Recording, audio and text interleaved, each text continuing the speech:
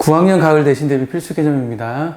중학교 3학년 2학기 중간고사 내신 대비 필수 개념을 설명하는 동영상이고 추석 전에 이걸 제가 다 찍을 계획이에요. 그래서 제가 가르치는 학생들에게 추석 연휴 기간에 봐라 라고 할 계획이에요. 자, 일단은 중학교 3학년 과정을 하기 전에 그 중학교 3학년 2학기 과정 전에 1학기 과정을 알아야 돼요. 뿐만 아니라 1학년, 2학년 과정을 알아야 합니다. 3학년 2학기 과정은 그 기존에 중학교 1학년, 2학년 내용, 3학년 1학기 내용 그것을 제대로 알고 있으면 3학년 2학기 과정은 진짜 별거 없는데 그걸 제대로 모르면 3학년 2학기 과정이 상당히 어려워요. 제가 맨날 똑같은 얘기하고 있는데 수의 연산 법칙 알아야 합니다. 덧셈의 교환 법칙, 덧셈의 결합 법칙, 곱셈의 교환 법칙, 곱셈의 결합 법칙, 분배 법칙 이 5가지 연산 법칙을 알고 있어야 하고 그리고 지수 법칙도 알고 있어야 돼요. 그리고 중학교 3학년 과정에서 배우는 곱셈 공식, 인수분해 공식 알고 있어야 하고 그리고 근호를 포함한 식의 계산 할 수 있어야 돼요. 예를 들면 루트 2 더하기 2 루트 2 이런 거 계산할 줄 알아야 하고 분모의 유리화 할 줄 알아야 돼요. 이런 계산을 할 수 있어야 이쪽 3학년 2학기 과정에서 루트가 들어가는 계산을 해야 하기 때문에 요 계산을 할 수 있어야 합니다. 그리고 1차 방정식 풀 수 있어야 하고 1차 함수 다룰 수 있어야 돼요. 삼각비 단원에서 그 탄젠트 기울기는 탄젠트 세타다. 그 부분에서 1차 함수에 관련된 문제가 나오는데 학생들이 1차 함수를 몰라서 그 문제를 못 풀어요. 그리고 1차 부등식 풀 줄 알아야 하고 그리고 2차 함수 알아야 돼요. 1차 함수는 기울기, x절편, y절편, 그래프 요 4가지를 능숙하게 다뤄야 하고 2차 함수도 마찬가지예요. 꼭지점, x절편, y절편, 그래프 이 4가지를 능숙하게 다뤄야 합니다. 2차 함수도. 그리고 2차 방정식도 다룰 줄 알아야 하고 간혹 자주는 아니지만 간혹 2차 방정식의 근과 개수의 관계를 알면 문제를 쉽게 풀 수 있는 상황이 생겨요. 그래서 2차 방정식의 근과 개수의 관계까지 알면 도움이 됩니다. 여기는 지금 중학교 1, 2, 3학년 1학기 과정을 전체를 퉁쳐서 지금 얘기를 하는 거고 이제는 중학교 1, 2학년 2학기 과정을 설명할게요. 정말 의외로 이 부분 3학년 2학기 과정 문제를 풀 때 학생들이 그 전 단계 중학교 1학년, 2학년 도형을 몰라서 3학년 2학기 과정을 못 푸는 게 상당히 많아요. 오히려 이 내용이 어려운 게 아니라 이 기존의 내용을 몰라서 못 푸는 상황이 상당히 많기 때문에 이 내용들을 다 알고 있어야 합니다. 다 알고 있어야 돼요. 자, 위치관계. 점과 직선의 위치관계, 두 직선의 위치관계, 점과 평면의 위치관계, 원과 직선의 위치관계 이런 위치관계들을 알고 있어야 하고 막국지각의 크기는 같다. 내용도 알고 있어야 하지만 증명도 할 줄 알아야 돼요. 그리고 평행하다의 정의, 평행선의 성질, 평행하면 억각이 같고 동의각이 같고 적진 않았지만 동측 내각의 합이 180도예요. 이것도 필요 충분 조건입니다. 알아두시고 그리고 기본 도형의 넓이 농담이 아니라 진짜로 이쪽 삼각비 단원, 원 단원 문제를 풀 때 학생들이 사대리꼴의 넓이를 못 구해서 문제를 틀리고 부채꼴의 넓이, 부채꼴의 호의 길이 이런 거 몰라서 문제 못 풀어요. 그리고 또 뭘 못 구해서 문제를 푸냐면 삼각비 단원 같은 데서도 원뿔의 부피 못 구하고 원뿔의 건널비 못 구하고 원뿔대의 부피 못 구하고 원뿔대의 건널비 못 구하고 그래가지고 문제를 틀려요. 그래서 기본 도형의 넓이와 부피는 반드시 알아야 합니다.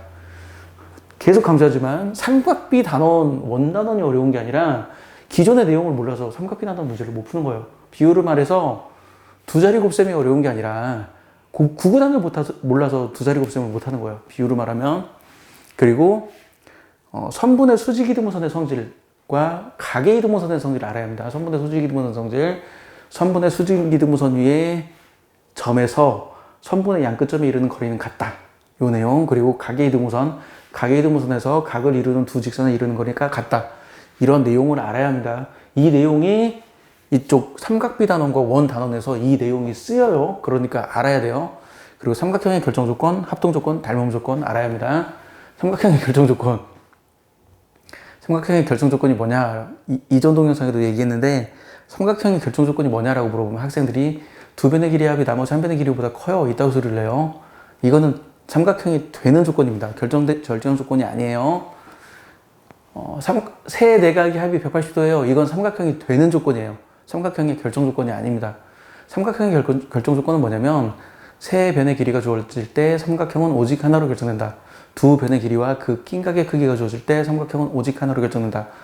한 변의 길이와 그 양 끝각의 크기가 주어질 때 삼각형은 오직 하나로 결정된다. 이게 삼각형의 결정 조건이고, 삼각형의 합동 조건. 말해라 그러면 SSS요 이렇게 말하고, SSS가 뭔데? 그럼 대답을 못해. 끼케야 하는 얘기가 세 변의 길이가 같아요. 야, 세 변의 길이가 같으면 정삼각형이지. 그러네? 막 그런 대화를 주고받는데, 이 SSS가 뭔지 문장으로 설명할 줄 알아야 돼요. 삼각형의 합동 조건.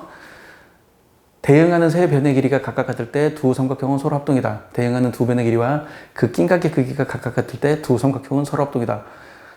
대응하는 한 변의 길이와 그 양 끝각의 크기가 각각 같을 때 두 삼각형은 서로 합동이다. 합동 조건 알고 있어야 합니다. 닮은 조건도 마찬가지예요. 대응하는 세 변의 길이의 B가 각각 같을 때 두 삼각형은 서로 합동이다. 대응하는 두 변의 길이의 B와 그 낀각의 크기가 각각 같을 때 두 삼각형은 서로 합동이다. 그리고 두 각의 크기가, 대응하는 두 각의 크기가 각각 같을 때 두 삼각형은 서로 닮았다. 닮은 조건이니까 닮았다라고 했는데 내가 합동이라고 말한 것 같네. 대응하는 세 변의 길이의 B가 각각 같을 때 두 삼각형은 서로 닮았다. 대응하는 두 변의 길이의 B와 그 낀각의 크기가 각각 같을 때 두 삼각형은 서로 닮았다. 대응하는 두 각의 크기가 서로 같을 때, 각각 같을 때 두 삼각형은 서로 닮았다. 이거 다 알고 있어야 합니다. 그리고 삼각형의 외심, 내심, 무게중심 알고 있어야 돼요. 요 원단원 문제를 풀 때 삼각형의 외심에 관련된 게 나와요. 내심에 관련된 게 나옵니다. 외심, 내심 정확히 알고 있으면 이 원단원 문제를 풀 때 그냥 쉽게 받아들일 수 있는데, 외심, 내심 다 까먹어가지고 이 원단원 가르쳐 줄 때 외심, 내심을 제가 학생들한테 다시 가르쳐 줘요. 그리고 무게중심도 알아둬야 하고, 수심과 방심은 내가 학교 다닐 때는 교과 과정이었는데 지금은 교과 과정이 아니에요. 지금은 교과 과정이 아니지만 수심과 방심을 알면 문제를 쉽게 풀 수 있는 상황들이 생겨요. 그래서 수심과 방심도 알아야 합니다.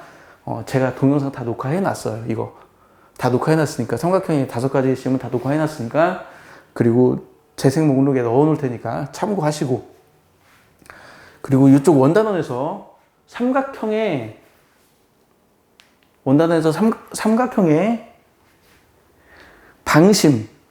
삼각형의 방심에 관련된 문제가 나와요. 방심이라는 단어는 안 나오지만 방심이 대놓고 나옵니다. 그래서 방심을 알아야 돼요. 그리고 삼각형의 중점 연결 정리 알아야 하고, 삼각형의 내각 이등분선 정리 알아야 합니다. 요 내용을 알아야 풀 수 있는 문제가 나와요. 요 삼각비 단원에서 내각의 이등분선의 길이를 구하는 문제가 나오는데, 내각의 이등분선 정리를 알아야 내각의 이등분선의 길이를 구할 수 있어요. 그리고 평행사변형의 성질을 알고 있어야 하고, 평행사변형이 되는 조건 알고 있어야 합니다. 평행사변형의 정의, 평행사변형의 성질, 평행사변형이 되는 조건, 그리고 직각삼각형에서 닮음도 알고 있어야 돼요. 그리고 피타고라스 정리도 내용을 알고 있어야 하고, 증명도 할 줄 알면 훨씬 도움이 돼요. 이 피타고라스 정리 증명이 나중에 원에서 또 사용되기 때문에 피타고라스 정리 증명이 나와야 하고, 자, 2가지로 언급할게요. 1차 방정식하고 삼각형에서 닮은 2가지로 언급할게요. 제가 간혹 학생들한테 이런 거 물어봐요. 야, 루트 3x 더하기 1은 x 루트 3x 더하기 x는 2. 이 방정식 풀어봐라. 그러면 애들이 이 방정식을 못 풀어. 이 방정식 풀으라고 그러면 애들이 방정식을 못 풀어요. 막 한참을 고민해. 막 이렇게 하는, 대부분의 학생들이 이렇게 해요. 이렇게 하고 양변을 제곱해. 대부분의 학생들이 그렇게 계산하는데, 야, 이건 1차 방정식이랑 똑같다. 1차 방정식 이렇게 하지 않냐. 1차 방정식 이렇게 하지 않냐. 이렇게 가르쳐줘요. 그리고 분모 유리화해라.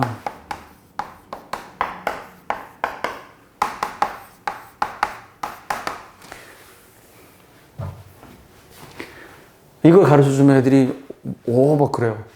그리고 다음에 물어보면 또 몰라. 이런 1차 방정식을 푸는 것은 전혀 어려운 문제가 아닌데, 학생들이 수 다루는 방법이 똑같다는 걸 몰라서 이 1차 방정식 푸는 걸 굉장히 어려워하고, 내가 갑자기 왜 이 1차 방정식, 이게 루트가 들어가 있는 이 1차 방정식을 푸는 방법을 왜 갑자기 원하냐면 삼각비 단원에서 이 1차 방정식을 풀어야 하는 상황이 생겨요. 그러니까 이 1차 방정식을 풀 줄 알아야 합니다. 그리고 직각삼각형에서 닮음은 이렇게 말하면 못 알아듣는 학생들이 있어서 설명해 주면, 물론 이 앞 동영상 중학교 2학년 과정에서도 똑같은 얘기를 해놨어요. 직각삼각형에서 닮음은 이런 내용입니다. 5개가 있어요. 직각삼각형에서 빗변에 수선을 내려. 그러면 이 길이의 제곱은 이 길이 곱하기 이 길이랑 같다. 이 길이의 제곱은 이 길이 곱하기 이 길이랑 같다. 이 길이의 제곱은 이 길이 곱하기 이 길이랑 같다. 이거 배우죠. 그리고 소위 말하는 소공식. 이 길이 곱하기 이 길이는 이 길이 곱하기 이 길이랑 같다. 그리고 피타고라스 정리. 이 직각삼각형에서 닮음은 이 5개의 공식 당연히 다 알고 있어야 돼요. 이게 중학교 2학년 닮음 단원에서 배우지만 원 단원에서, 삼각비 단원에서 이 내용을 사용해요. 학생들이 이걸 몰라가지고 문제를 못 풀어. 그래서 이 내용 알아야 됩니다. 그리고 이 5개의 내용이 뜻하는 게 뭐냐면 이 선분 하나, 둘, 셋, 넷, 5 요거까지 하면 6개라면 6개라고 할 수 있는데 이 5개의 선분 중에 2개만 알면, 2개의 선분만 알면 나머지 선분을 다 구할 수 있어요. 이 5개의 공식을 적절히 이용해서 2개만 알면 나머지 선분을 다 구할 수 있어요. 그리고 이 직각삼각형의 닮음을 이용해서 문제를 푸는 상황은 중학교 2학년, 중학교 3학년 뿐만 아니라 고등학교 1학년 과정, 그리고 고등학교 2학년 삼각함수 단원, 그리고 고등학교 3학년 기하에서도 나와요. 그래서 이 내용은 앞으로 계속 사용하는 내용이기 때문에 반드시 알아야 합니다. 뭐 언급했지만 피타고라스 정리도 증명을 할 줄 알아야 돼요. 내용도 알고 있어야 하고 증명을 할 줄 알아야 돼요. 자, 여기까지가 사전 지식 이야기예요. 사전 지식 이야기. 사전 지식 이야기를 거의 한 12분 했네. 사전 지식. 자, 여기서부터 이제 중학교 3학년 가서. 사실 이 사전 지식을 정확히 알고 있잖아요. 그러면 이거는 진짜 아무것도 아니에요. 보너스 스테이지야. 삼각비 단원에서는 삼각비의 정의, 사인, 코사인, 탄젠트가 어떻게 정의되냐. 사인, 코사인, 탄젠트의 정의. 책에 있는 설명과 제 설명이 다릅니다. 물론 자세한 건 동영상에 있으니까 참고하세요. 사인을 책에는 빗변분의 높이라고 얘기하는데 나는 이걸 높이라고 하는 거고 대변이라고 그래요. 대변. 빗변분의 대변이 사인이다. 그리고 빗변분의 책에는 밑변이라고 나오는데 난 밑변이라고 안 하고 낀변이라고 합니다.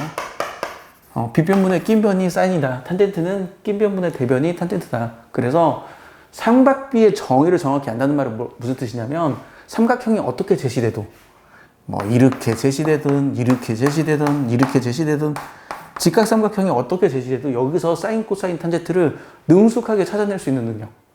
이게 삼각비의 정의예요. 제가 학생들한테 이 삼각비 찾아내는 것만 삼각비 처음 시작할 때 이틀 동안 가르쳐요. 첫날에 계속 삼각비 찾도록 시키고 그 다음 날에도 계속 삼각형, 여러 가지 삼각형을 제시하면서 삼각비 찾도록 시켜요.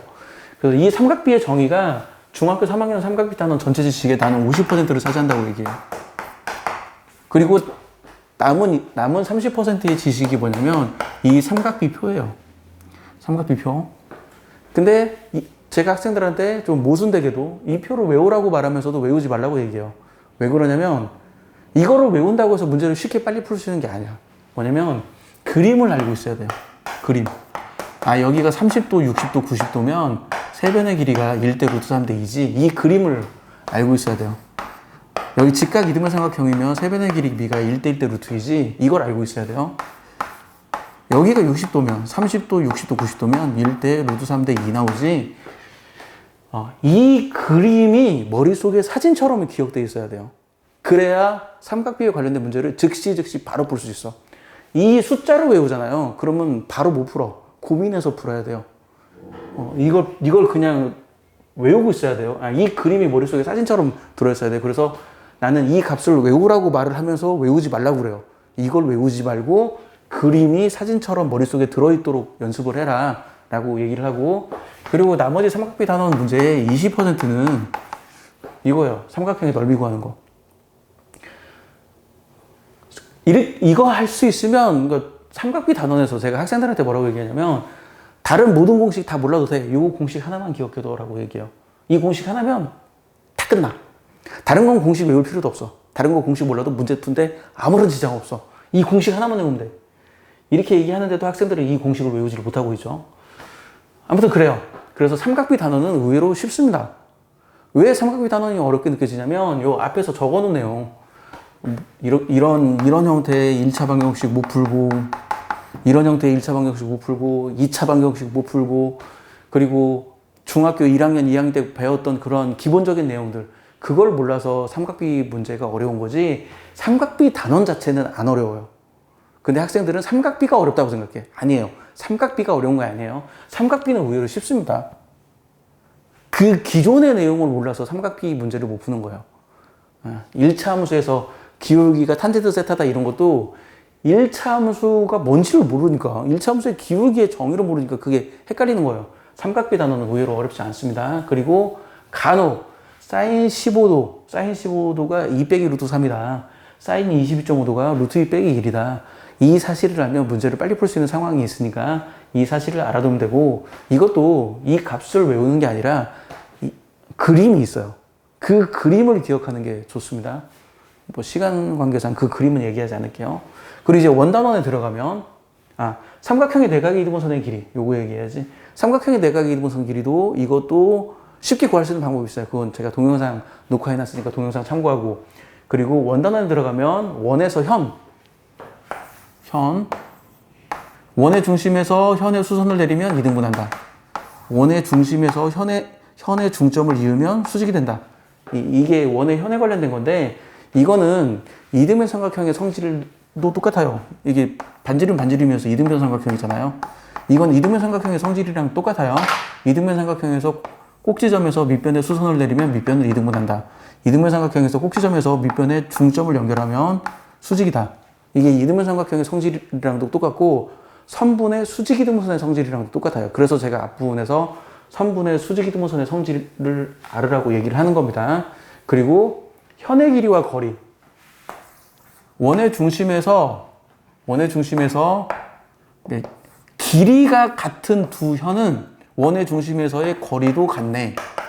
반대로 원의 중심에서의 거리가 같은 두 현은 길이도 같네. 이게 현의 길이와 거리에 관련된 얘기고, 그리고 원의 원밖의 점에서 그은 접선의 길이는 같다. 내용도 알고 있어야 하고 증명도 할 수 있어야 돼요.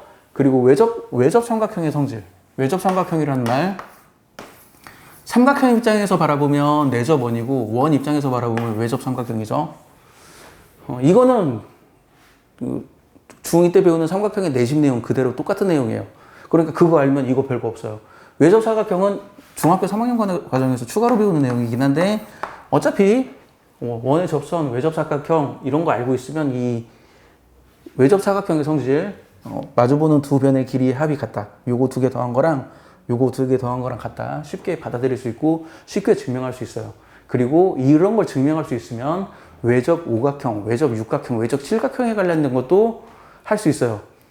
그거는 좀 뭐 고난이도 문제, 어려운 문제로 나오는데, 그냥 외접 삼각형, 외접 사각형만 제대로 습득하고 그것을 증명할 줄 알면 외접 오각형, 육각형, 칠각형은 진짜 아무것도 아니에요. 그냥 똑같이 그냥 반복하면 되기 때문에 어려운 내용이 아닙니다. 보통의 경우는 여기까지가 중간고사 시험 범위이고요. 여기까지 중간고사 시험 범위예요.